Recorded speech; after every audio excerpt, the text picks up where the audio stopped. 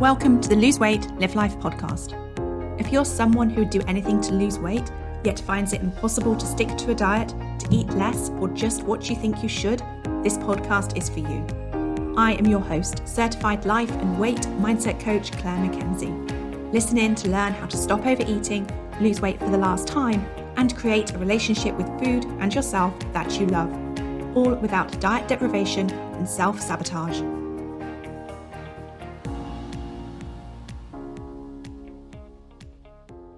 Hi everyone, and a very warm welcome to podcast episode 87. One of the topics we've been focusing on this week in the Lose Weight, Live Life Academy is body acceptance, appreciation and love. And as I've been preparing to teach that class and coach on that topic, I have been thinking more about self-image in general. And so that's what I want to talk to you about today. So what is the image that you have of yourself? Do you see yourself as quiet and pretty, or bold and vibrant, or fat and frumpy? What adjectives would you use to describe yourself, or adverbs to describe how you are and the things that you do? Your self-image is a collection of thoughts and beliefs that you have about how your appearance, abilities and personalities, and also your thoughts about how others perceive your appearance, abilities and personalities. The thoughts you have about yourself and the thoughts you have about how others see you will determine how you feel, and how you feel about yourself will determine things that you do or don't do, which will impact the thoughts you have about your self-image. So your self-image will always be a continuous cycle of how you're thinking, what you're feeling and doing or not doing, which will feed right back into how you're thinking about yourself. For example, if you think, my hair never looks right, you might feel frustrated. And when you're feeling frustrated about your hair, you're less likely to take the time to do something different with it, feeding the thoughts that you have that your hair never looks right. But if you think, I love how my hair looks when it's washed and styled, you're more likely to feel motivated to wash and style it, which of course is more likely to lead to the thought, I love how my hair looks when it's washed and styled. It's a very simple example, but when you consider that this can be applied to all aspects of your thoughts about your appearance, abilities and personality, you can start to see the cumulative impact of a positive versus a negative self-image, or positive versus negative thoughts about yourself. Your self-image determines your life. If you want to make changes to your life, making changes to your self-image will massively help. So take a moment to think again about your self-image. When you look in the mirror, what do you see? What are your thoughts about your face, your body, your clothes? What do you think about what's possible for you and your capabilities? It's difficult to be extraordinary when you think you're ordinary. It's difficult to be confident when you believe you're shy. It's difficult to enjoy taking on a new hobby when you believe that you're too old to learn something new. Let's take another example that I think will be familiar to many of you. Thoughts that you have about clothes, how clothes look on your body. So oftentimes when we're carrying more excess weight than we would like, we don't like how clothes look on our bodies. And we may think thoughts like, nothing looks good, or I don't like how clothes look on me right now. When we think thoughts like this, we may feel sad or unhappy or frustrated or even despair. And when we're feeling sad, unhappy or despairing about clothes not looking good on us, we avoid going shopping because we believe it will lead to feelings of more sadness, unhappiness or despair, because we anticipate looking in the mirror and not liking what we see. But when we can shift out of that cycle and change our thinking, we can create a different result. So how might we go about doing that? Well, one of the things I encourage members of the Academy to do is to search Instagram to find the accounts of someone who is maybe body positive, or maybe a plus size model, or just someone really who they can relate to. So maybe they are a similar age or body shape or hair colour, or even better, all three of those, but essentially someone who you can relate to and where you can find thoughts that are, oh, she looks nice, I like what she's wearing. When you're able to shift your thinking from nothing will look good on me whilst I'm the weight that I am, to maybe something along the lines of, I can look nice like she does, you start to feel different. You start to feel hope and possibility and maybe motivation to go shopping and do whatever is necessary to find clothes that you feel good in, because you think, actually, that looks good on me. Notice I said that looks good on me and not I look good in that. It's shifting your belief away from the idea that the reason some things don't fit is because your body is wrong for them, rather than the truth, which is that the clothes are not right for your body. Okay, and my daughter was recently a brilliant example of persisting with creating a clothing item that was right for her body. So she has got her prom coming up and she's got a strong image about herself looking and feeling gorgeous in a prom dress for her prom. Now, my beautiful daughter has a curvy shape with a large bosom. Not sure what you're supposed to say to describe breasts on a podcast. So with large bosom or breasts that she gets from me. And as she says, very long legs, but with, as she also describes herself, a shorter than average torso.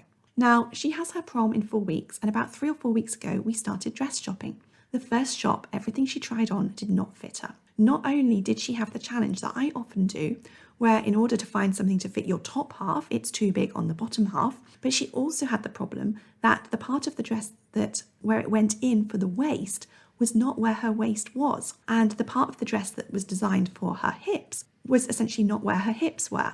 So she left that dress trying on session feeling pretty deflated, and it reminded me of many shopping experiences of my own. But prom isn't something that you decide to just not bother with. And remember, she had a very strong image of herself at her prom. So we planned a shopping trip to London. Now that could also be considered to be a disaster. 2 of the shops we planned to go to were no longer there. They closed down during COVID. And another shop where she had seen some possible dresses that she liked told us that they were only available online. So it wasn't even possible to try them on. So we returned home no further along with finding a dress for prom. So it appeared at that point that our next best option was going to be online shopping. And so we ordered 4 dresses for her to try on at home. Now, between the 4, we managed to experiment with 2 different styles, 3 different colours and 2 different sizes. And they arrived and we were able to ascertain that one of the styles was far better because it didn't have a waist, so the waist wasn't in the wrong place. But we had the usual problem that whilst the bottom half just sat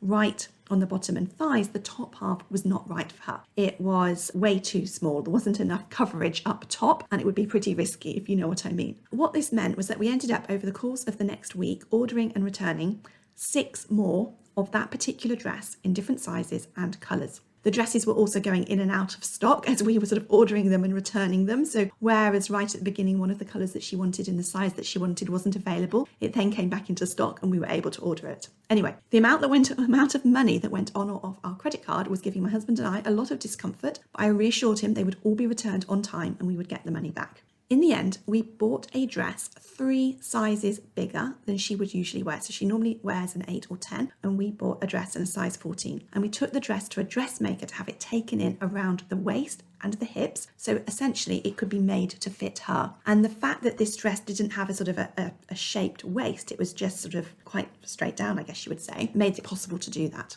As you can imagine, I'm now rather nervously waiting for the phone call that it's ready so that she can try it on, and keeping my fingers crossed that everything has worked out absolutely perfectly. Now, the reason we went to such lengths is because it's an important occasion for her, and as her mum, of course, I want her to be happy and believe she has the right to wear a dress that fits her. And I'm sharing this story because I'm also aware that most of us, of course, would not go to these lengths most of the time, and I don't think I ever have for myself.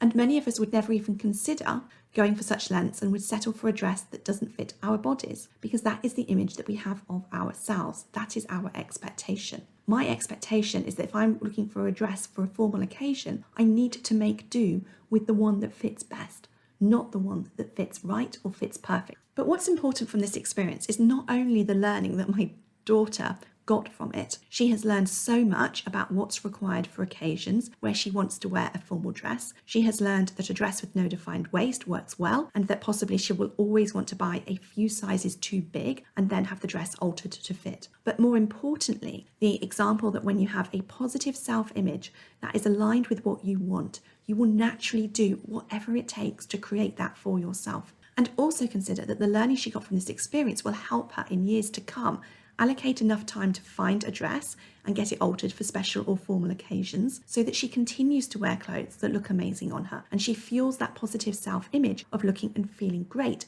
for special occasions. That will become her belief. It's entirely possible to find a dress that works for her.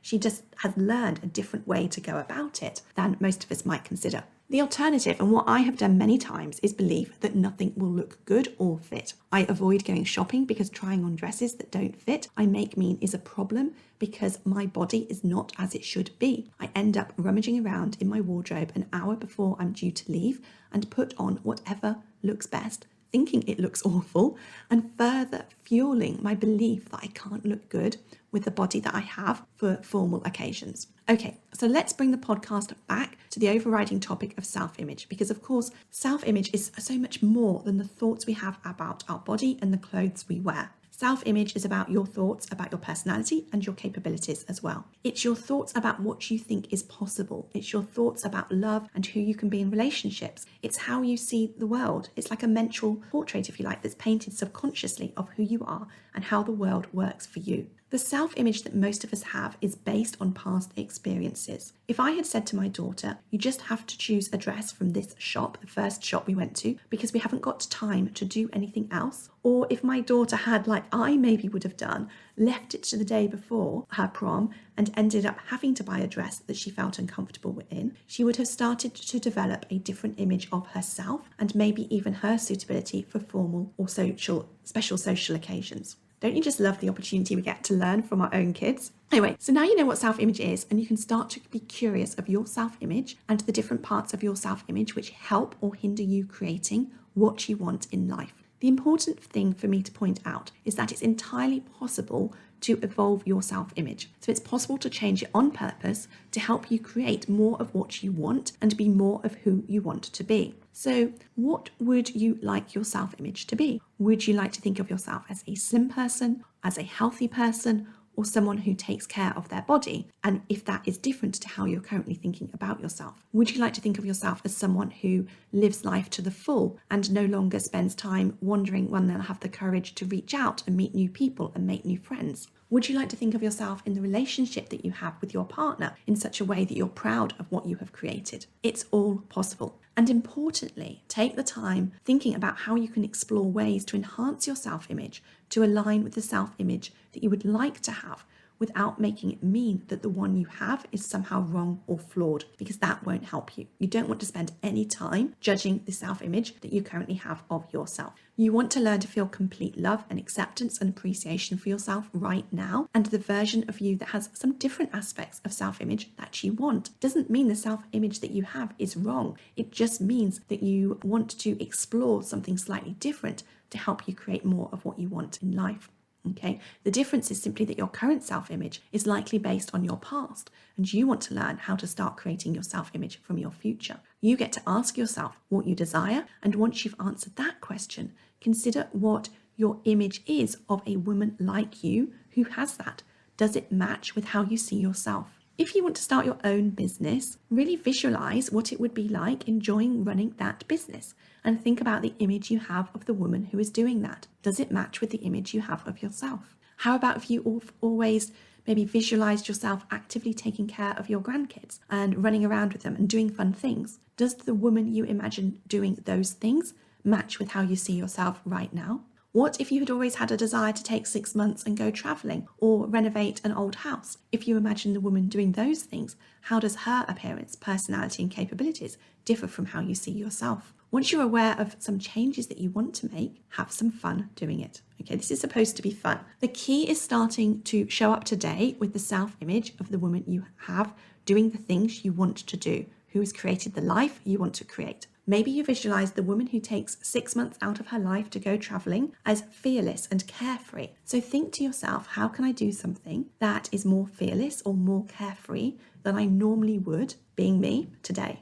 Maybe the sun is shining, and instead of driving straight home from work to start preparing dinner for your family, you stop off and walk around the countryside or park for 20 minutes, appreciating the beautiful day and feeling carefree. Or maybe if you want to start your own business, you make time today, just 10 minutes to reach out and make a phone call or do some searches on Google, or make a list of tiny next steps that you can take. Sometimes we get caught up in trying to change how we think about ourselves, and we should absolutely do that. But sometimes taking action, even though it's outside of our comfort zone, and by the way, that's a sign that we should do it, not that we shouldn't, is the way to go. All right, so that is what I wanted to share with you today. I want to wish you an amazing week. And if you would like help and support doing this work to become more of who you want to be in your life, then do come join us in the Lose Weight, Live Life Academy. First, we work on your relationship with food so that you can discover how you want to eat for life. And then we work on your relationship with yourself and also your life too. Find out all the details at